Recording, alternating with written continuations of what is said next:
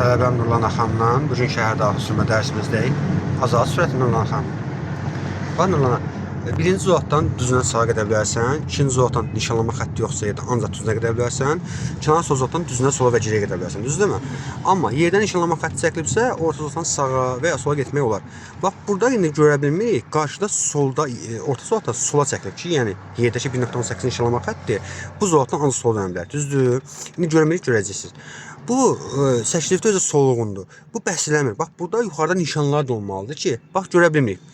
Sola getmək olar, olmaz, bilmirik buradan hara gedəcək. Yol tanımayan adam üçün. Ona görə də yuxarıda ya da sağda 5.8.1, 5.8.2 nişanlar olmalıdır. Sağın yanında cəhd. Biz o sağa keç. Bax, burada nişanlar olmalıdır ki, sukan qaranlıq vaxt olar, yer qarlı ola bilər. Yerdəki nişanlama xəttlərini görə bilməzsə, görsən necə soluğundur, soluq.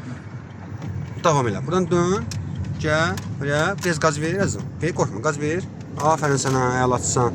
Hə. Orada həm yerdəki nişanlama xətti normal olmalıdır, yəni solğun olmalı deyil. Həm də ki 5.8.1, 5.8.2 nişanlarından hansı olmalıdır orada ki insanlar bilsin ki, zolaqlardan hansı istiqamətə getməlidirlər. Orada nişan çatışmır, nişan problemi var orada.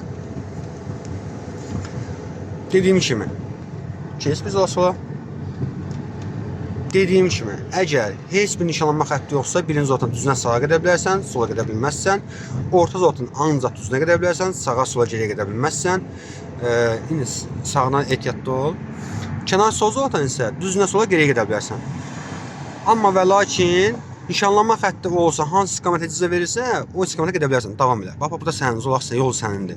Sağdan gələn üstündür. Davam. Aferin. Sən qandan ehtiyatlı ol, çıxıb gəl.